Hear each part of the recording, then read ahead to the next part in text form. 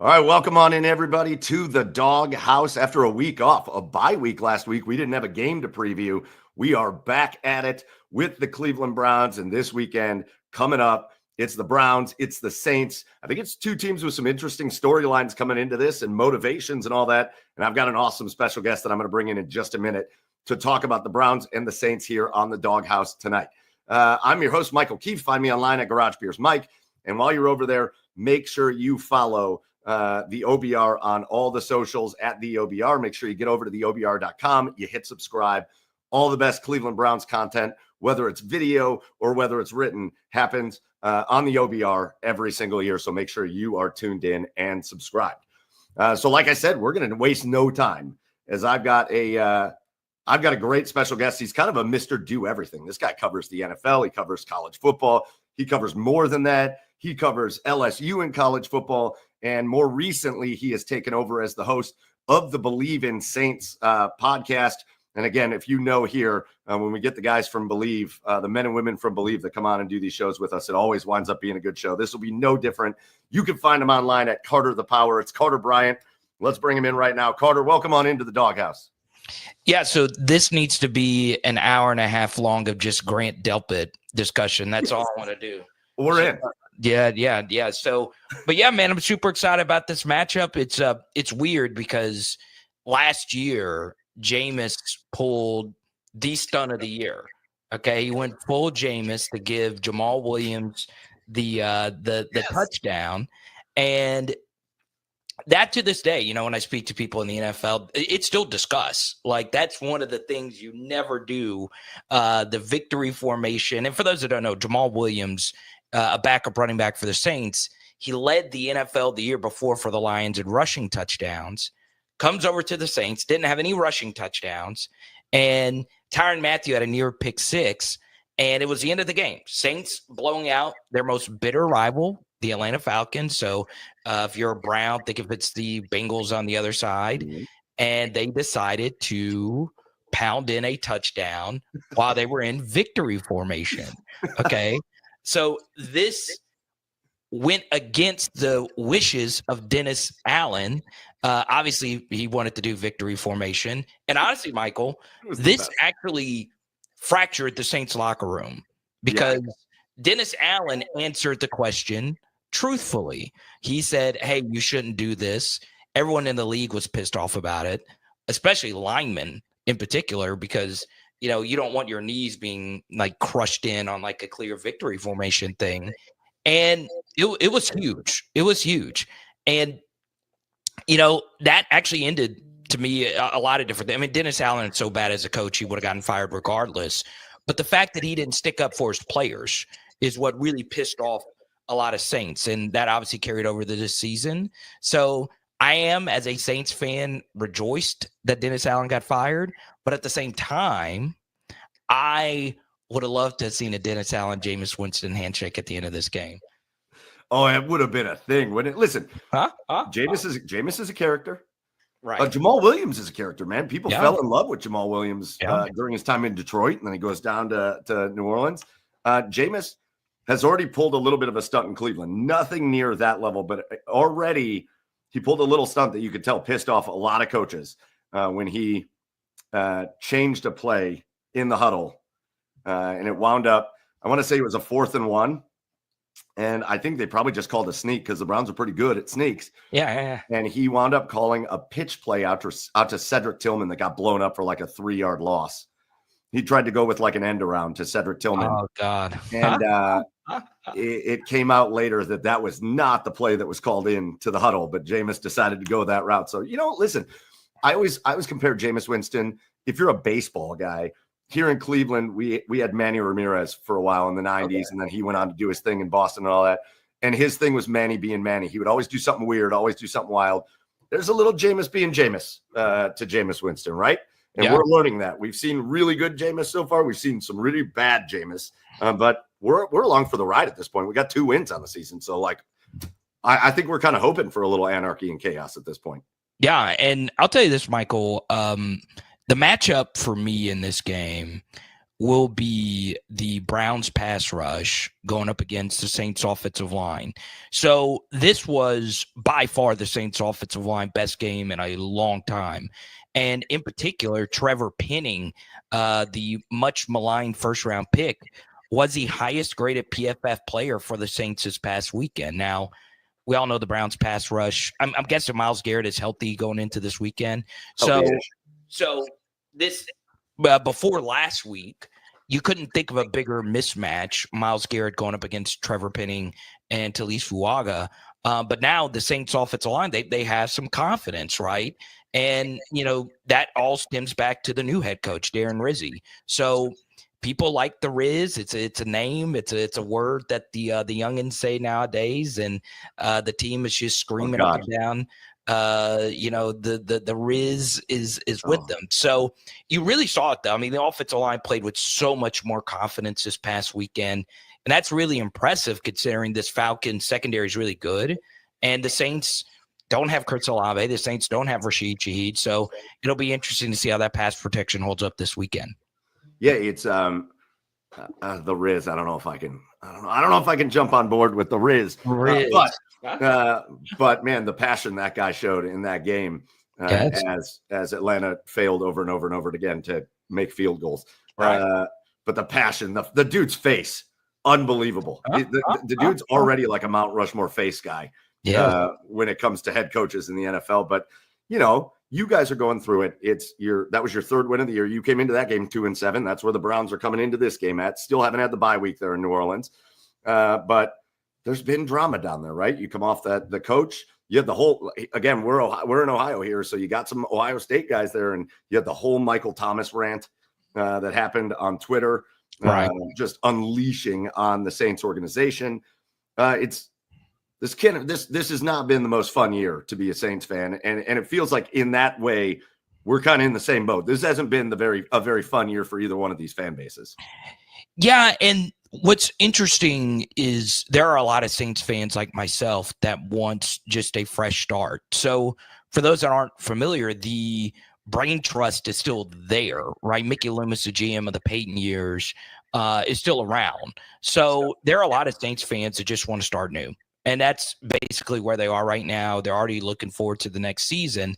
The problem is there are so many beloved Saints, Michael, where it's hard for me to get in that, well, I'd rather lose for better draft capital type of mindset.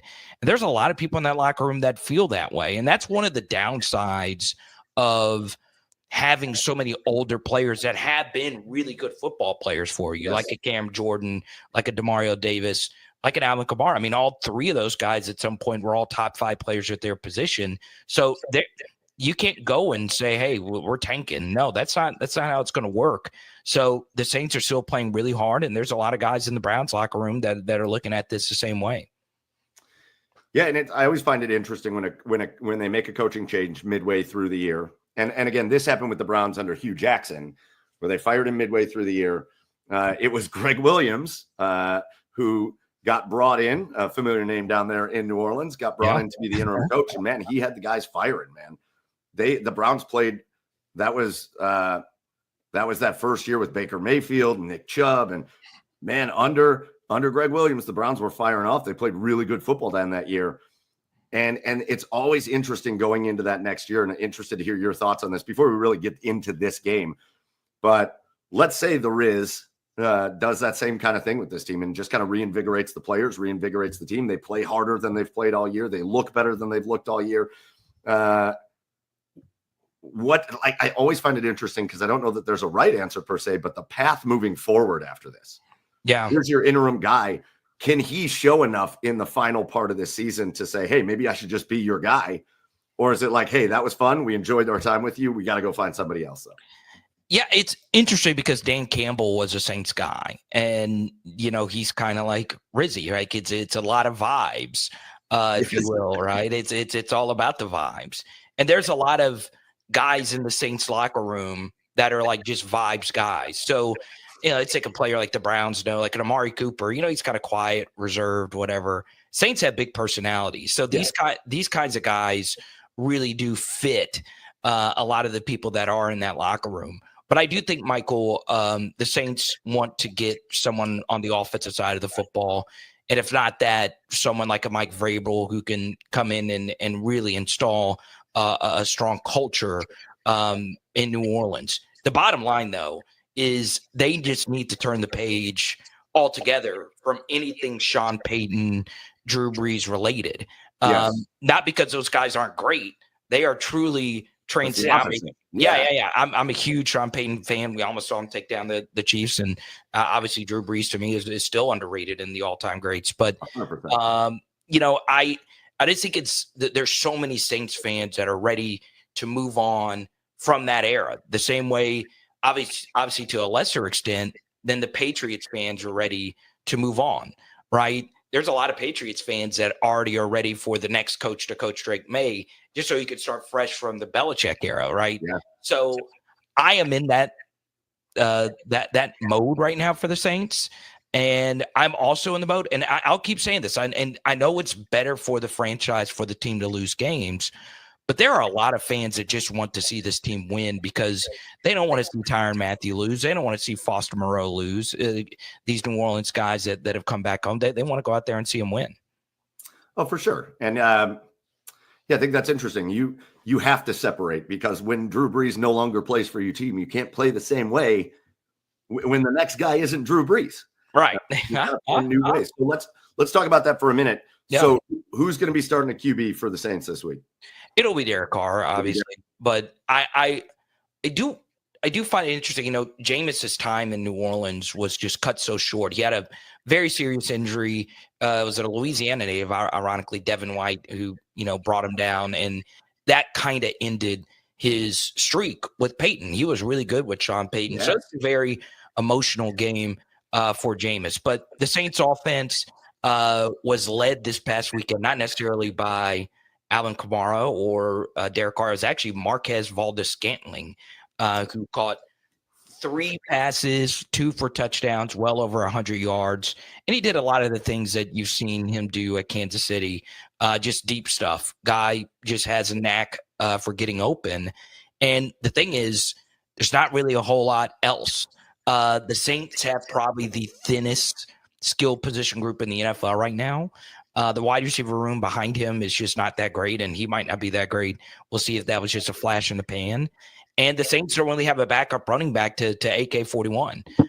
So outside of the tight end room, which is relatively deep with Taysom Hill, Foster Moreau, and Juwan Johnson, this skill position group is thin. So if you're looking at this from a Browns perspective, you have to like your pass rush going up against the Saints offensive line. So you could see a lot, and I mean a lot, of man coverage on the back end for the Browns. So I'm really excited to see this cat and mouse game on that side of the football. Well, I do think, and I think this would be something to watch there, as Valdes-Scantling kind of makes himself appear again. I think he only has 4 catches on the season. Right. Yeah.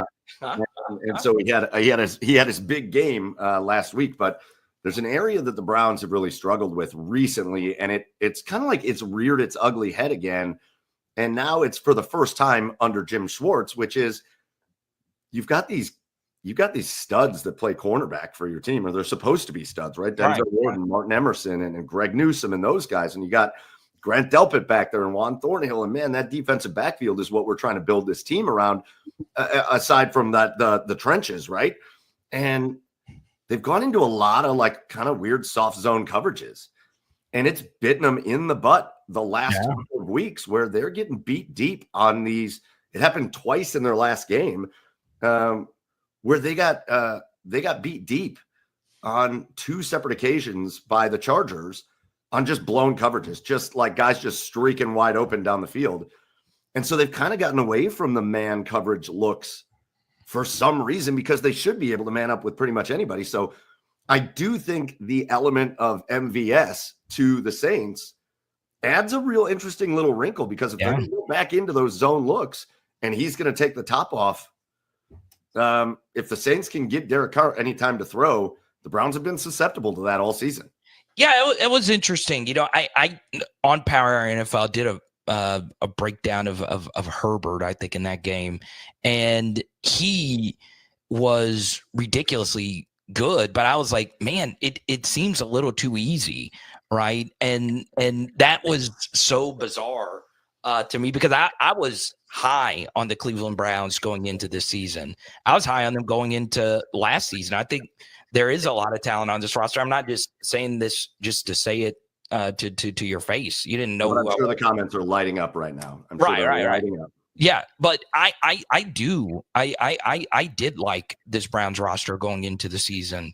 And look, you look at the other side of the football. I was a huge Cedric Tillman fan of Tennessee.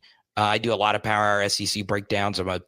I consider myself pretty knowledgeable of the Heupel offense, and I was like, man, dude, I think it's going to work. I think it's going to work for him. So I'm excited. He's fully healthy, right? He's good to go. Yes. So I'm really pumped up to see what he's going to do versus a Saints secondary that finally played well this past week. You know, Kirk Cousins had been amazing for Atlanta, and for the first time all season, the Saints weren't just giving up easy things, right? The Saints defense had gotten so rancid, guys running wide open, tackling was really bad. Last week, Kirk really had to earn his yard. So you do get a little unlucky that Dennis Allen isn't there, because if he was there, I think Jameis would have absolutely torched him. But I don't know. I don't know with this rejuvenated Saints secondary if that's going to happen. Well, it's been interesting. Jameis obviously comes in his first game here in Cleveland, and they play a spectacular game and beat the Baltimore Ravens. And then last week, Jameis looked bad, but between the pass rush of the Chargers, that had to have been the best defensive game they played in a while. And they're the number one scoring defense in the league. But the pass rush got to Jameis a lot. And then that defensive backfield for the Chargers just kind of shut everything down. So for us going into game 3 with Jameis, and, no Amari Cooper, but Jerry Jeudy has looked better with Jameis. Yeah. Elijah Moore has looked better with Jameis.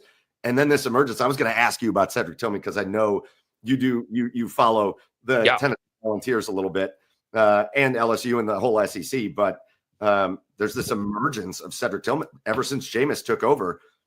He seems to just always have a knack for where Cedric Tillman is, and Ced has played phenomenal over the last week. So it's going to be it'll be interesting. The test last week was, I think, tougher than anybody gave it credit for, or 2 weeks ago against the Chargers. But coming out of the bye, now Jameis has 2 weeks of practice as the starter. It should be. I think they're going to look a little better this week. Now, how much better? We don't know. How about Njoku? Is he? That's my guy. Great. But before the season, I drafted him. I do a lot of underdog best ball kinds of things. He was my number one drafted player, and I was just begging for Deshaun to get benched because I love Njoku. I think they're a good fit, and the Saints have had their issues guarding tight ends. Earlier this season, Dallas Goedert had the game of his life. I mean, Dallas Goedert caught a drag route on a simple mesh concept and 60 yards with the game on the line. So this could be a big day for number 85, who's my favorite player on the entire Browns. I've always liked David Njoku, man. The dude's a freak. But I'm a big Cedric Tillman believer. I'm always a little skeptical of pretty much every skill guy that comes out of Tennessee because that offense is so favorable with how they scheme it up. But man, Tillman has some alpha qualities, and I'm really excited to see what he's going to do versus a Saints secondary that has, number one, Alontae Taylor, I think also was of all, unbelievably fast player. I am looking forward to this matchup between a lot of SEC guys on some SEC guys. I do think an interesting on this side of the ball. So I want to hear your take on how the Saints have played this year against the run, because the Browns have really struggled this year to get the run going. And I think a lot of that was just ineptitude offensively under Deshaun Watson and the way they played, but also taking some heavy injuries on that offensive line. And then some guys just haven't really stepped up on that offensive line. So Nick Chubb back. Now he's got a little rest after the bye week. So talk to me about how the Saints have looked against the run this year, because I do think an element of the Browns that they really have to get back to is being able to effectively run the football, because it opens up so much more. And when you have a guy like Nick Chubb, you have to be able to let him cut loose. Yeah. This Saints defensive line played their best game of the season this last week. They were talking about mixing up, some of the pass rush techniques that they would use. And Cam Jordan got a sack. A little bit of fool's gold. The offensive tackle tripped on the running back, but it was still a sack. Good for his confidence. Chase Young, who a lot of people are familiar with, was phenomenal last week. Had a huge play to prevent a touchdown. And, I don't mean to say this about some of your fans' favorite player from the Ohio State days, but Chase Young's effort has always been up and down in the NFL. I don't mean to cut you off, but Carter, I think there's going to be some people that hear you say that right there and go, "Oh yeah, Chase Young plays for the Saints." Yeah, I think that's how that's going to go. Right. I think a lot of people have kind of forgotten about that. Yes, and he played his best game this past week. So there's a lot of riz in the Saints, the defensive line. The riz is well, Michael. But yeah, if before I get out of here, I do want to give a prediction. I think the Browns are going to roll. I think the Browns are going to bring the mother freaking heat. Let's go Browns 37, Saints 21. Shootout game. Let's go. Man, I love that. I love hearing that. I would love to see the Browns come in and put up 37 and look offensively the way they would have to look in that. I am a little afraid. I think it's because of our experience with the Greg Williams situation. I'm a little afraid that the Riz is going to be strong with the Saints and that they're going to play a more motivated game of football and they're going to play a little bit stronger and a little faster than they played to what got them to 2-7 on the year. Do I think the Browns should be favored in this game? Yeah. But are we getting the Jameis from 3 weeks ago now or the Jameis from 2 weeks ago? Because that's going to matter. And that's going to play a heavy impact. If he looks good, if he comes in motivated, ready to go, the Browns should win the game. But who knows? And can the Browns stop giving up big plays? It's a weird year here, Carter. It's a weird year. Things we didn't think we were going to have to say all season. We've had to say all season. And I was kidding. The Riz is here, baby. The Saints will roll big time. The Who Dat Nation will take care of business. Now, I do think it'll be a close game, but I'm not going against the Riz, man. Saints 27, Browns 24. Now, let me ask you before I do skedaddle here. Yeah. Do you think? I mean, what's next for the Browns? I mean, what do your fans want? What do you want as far as, because I know, and this is obviously what a lot of Saints fans don't realize, and as much as Saints fans have bitched and moaned about Derek Carr, the Saints were in the Watson sweepstakes. Yeah. The Saints, the Falcons, and I want to thank the Browns franchise for saving my franchise for the headache. Yeah, you're welcome. Great, Carter. Great. It's great. I'm so glad we were able to help you out. Yes, and like I just don't. As bad as the Dennis Allen stuff was, like, how have your fans coped with that? And do you think that you guys will draft a quarterback in the first round? Like, how do you think this all plays out?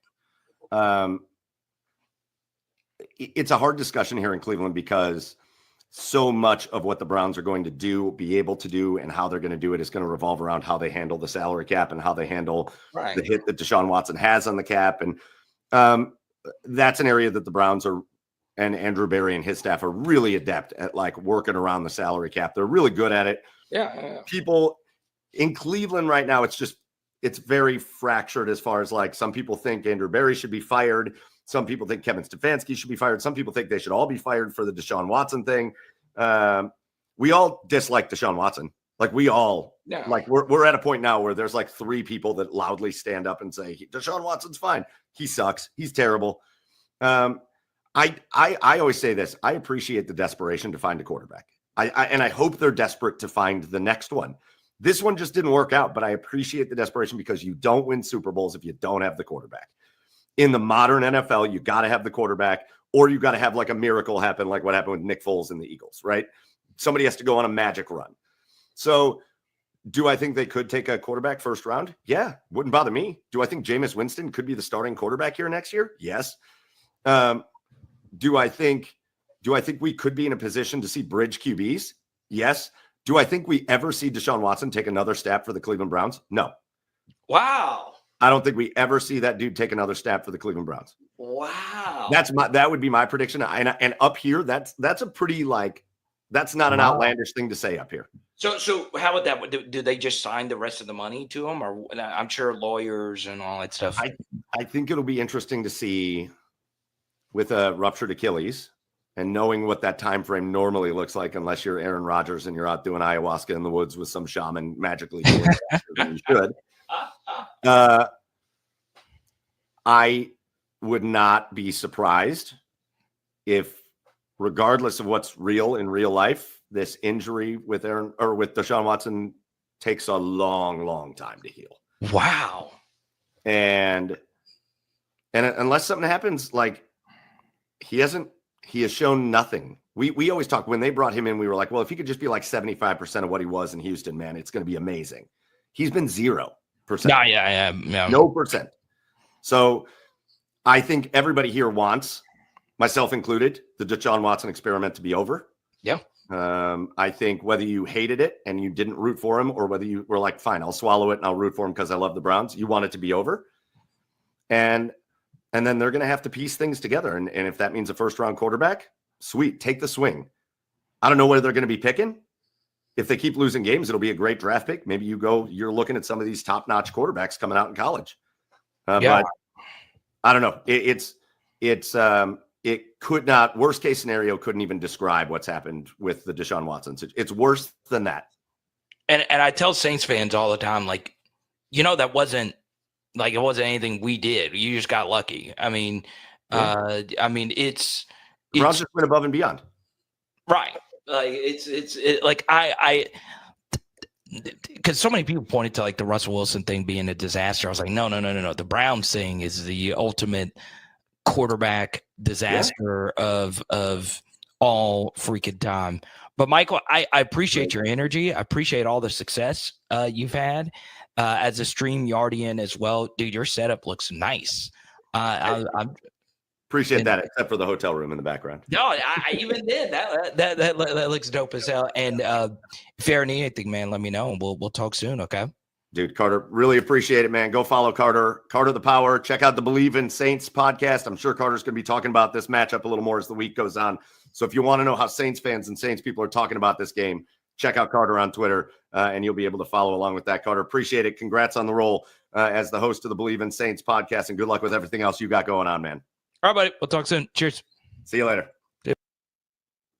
Again, check out Carter. Big shout out to him for jumping on. It's a little bit of an abridged version of the Doghouse, but no worries, because you get a little extra time now. You got about an hour and a half that you can go get your beers cold, hang out, because we will be back at 9:00 with Garage Beers Live as we talk about, there's a lot of stuff to talk about right now. We're talking about the 12-0 Cleveland Cavaliers. We'll talk about the Browns. We'll get you ready for Browns and Saints. We'll give you our input on it. We'll talk about the Buckeyes, a good win for the Buckeyes over a bad Purdue team this week, but really looked like they got back on track, and so much more. So come hang out with us on Garage Beers at 9:00. And again, big shout out to Carter for jumping on and talking Brown Saints with me here. And I will see you next week to preview the Browns and the Steelers on the Doghouse, same time, same place. And again, catch you in an hour. Until then, we'll see you later, and go Browns.